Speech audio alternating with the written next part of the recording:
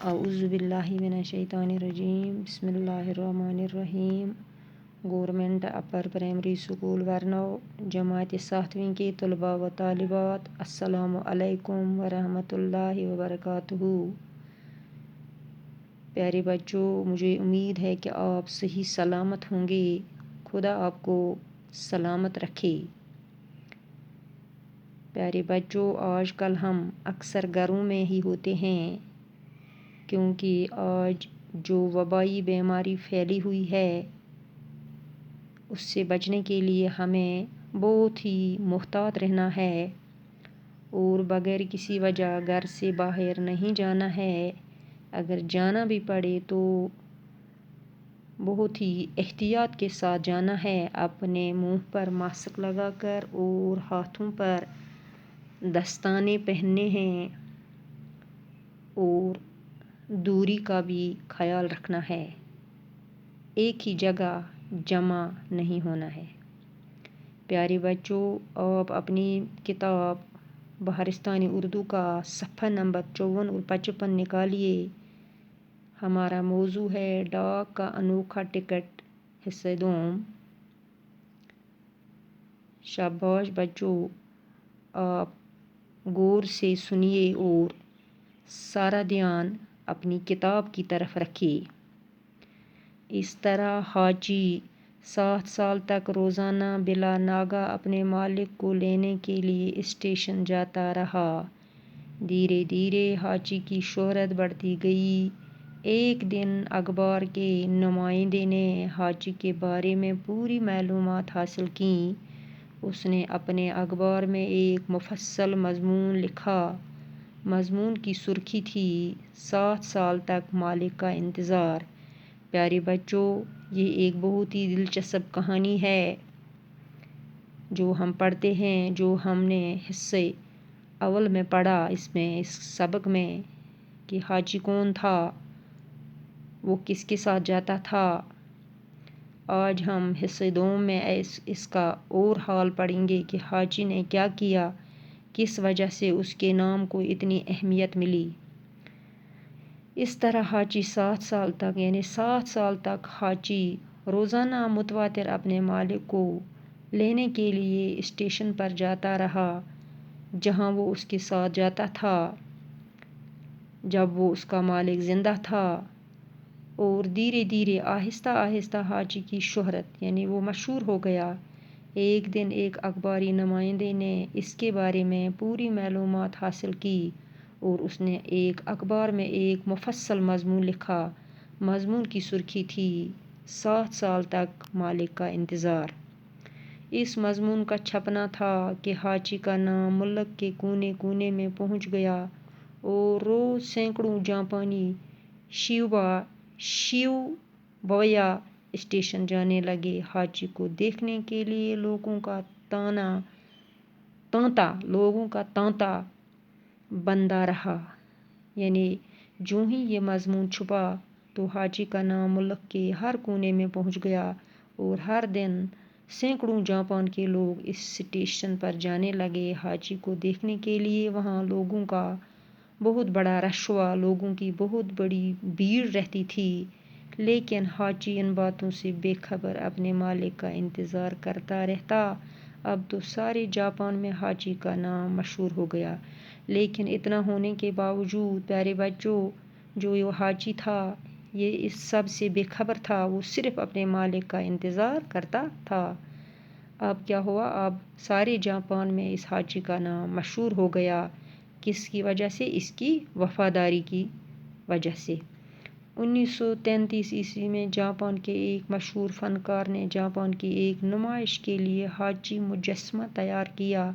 یہ مجسمہ اتنا مقبول ہوا کہ جاپانیوں نے پیتل کا وہی مجسمہ بنوانے کے لیے چندہ جمع کرنا شروع کر دیا۔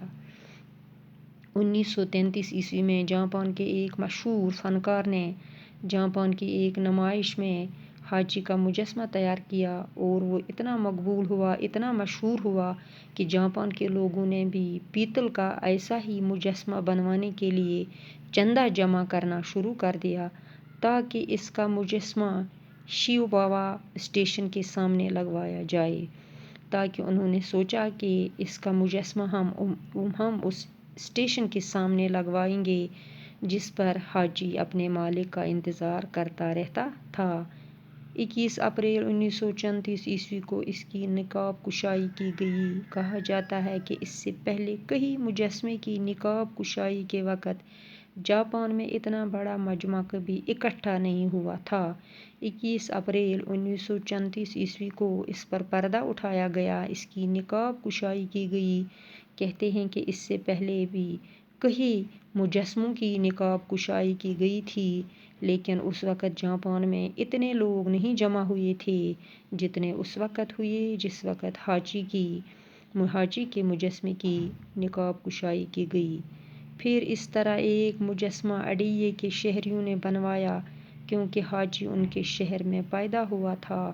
اب حاجی کی مقبولیت کا یہ عالم تھا کہ حاجی کے نام سے جاپانیوں نے طرح طرح کی چیزیں بنوانے شروع کی۔ کہتے ہیں پھر ایک اور مجسمہ اڈیے کے شہریوں نے، جہاں حاجی پیدا ہوا تھا، انہوں نے بھی بنوایا۔ تو اس حاجی کی مقبولیت کا یہ عالم تھا کہ جاپان کے لوگوں نے طرح طرح کی چیزیں بنانی شروع کر دی، یہاں تک کہ انہوں نے حاجی چاکلیٹ، حاجی بسکٹ، حاجی کھلونے یعنی بہت سی چیزیں اس کے نام پر بنائی جانے لگی۔ یہی نہیں، جاپان کے شاعروں نے حاجی کی وفاداری پر اچھی اچھی نظمیں کہیں اور تھوڑے ہی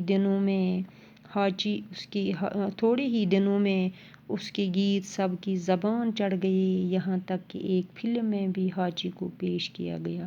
اس کے علاوہ شاعروں نے بھی حاجی کی وفاداری پر اچھی اچھی میٹھی میٹھی نظمیں کہی ہیں، اور کچھ دنوں میں یہ گیت لوگوں کی زبان پر چڑھ گئے، یعنی لوگوں کی ورد زبان ہو گئے، یہاں تک کہ حاجی کو ایک فلم میں بھی پیش کیا گیا۔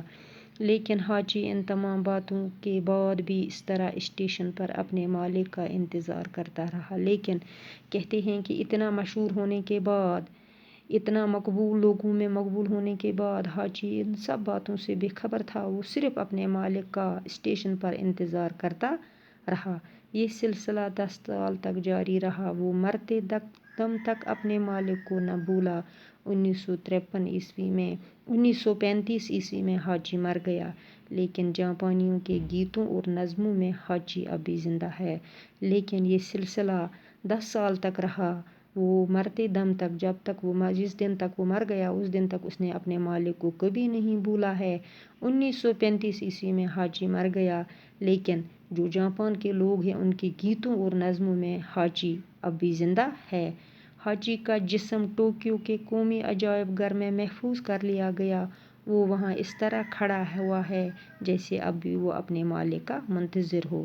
یعنی اب جو اس کا وہ جسم ہے حاجی کا، وہ ٹوکیو کے ایک عجائب گھر میں محفوظ کیا گیا ہے، حفاظت میں رکھا گیا ہے، اور وہاں وہ اس طرح کھڑا ہے جیسے وہ اپنے مالک کا انتظار کرتا ہے۔ جاپان کی حکومت نے حاجی کا یادگاری ٹکٹ جاری کر کے اس کی وفاداری کو آنے والے نسلوں کے لیے محفوظ کر دیا۔ یعنی جو جاپان کی حکومت تھی، انہوں نے حاجی کے یادگاری ٹکٹ کو جاری کر کے اس کی وفاداری کو، یعنی اس نے کتنی وفاداری اپنے مالک کے ساتھ کی، جو ان کی آنے والی نسلیں ان کے لیے محفوظ کر دیا۔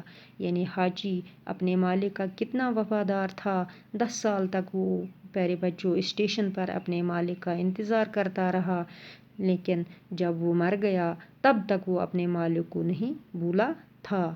پیارے بچوں، اب ہمیں اس سبق میں کچھ سوال ہیں۔ پہلے ہم کچھ الفاظ اس میں آئے ہیں، مشکل الفاظ۔ پہلا الفاظ ہے بلا ناگا منے، روزانہ، متواتر۔ دوسرا ہے متصل، متصل منے پاس، قریب۔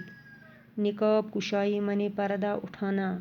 منتظر، انتظار کرنے والا، زبان پر چڑھنا۔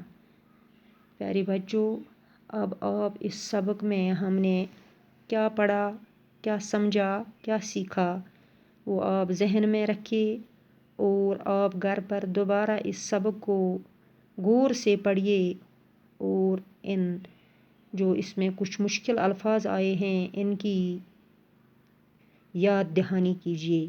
باقی وسلام.